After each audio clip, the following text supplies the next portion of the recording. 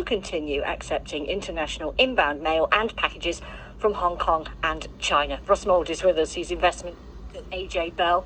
It's difficult keeping up with what's happening. How are businesses, do you think, going to navigate this over the next few months and years? Same as investors, I think, with extreme difficulty, Sam. And if you look at the statement from the USPS about not taking the parcels, did move markets. Temu's parent, PDD, its shares traded down 2% in New York as soon as the market opened there. So investors are watching just as much as company executives, and dare one say, of course, customers and consumers.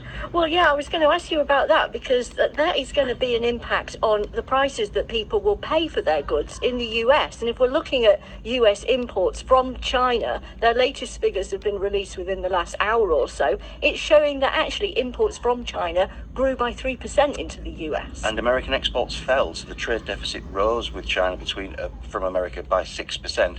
Intriguingly, if you're President Trump, he will say, well, the deficit was $418 billion before I put my tariffs on in 2018. It's now, quote, only $295 billion. So tariffs have worked a little bit and they've reduced the deficit by a third. And he will argue there may be short-term pain, but the president will argue there's long-term gain because Americans may look to buy American rather than Chinese products. And that's his plan.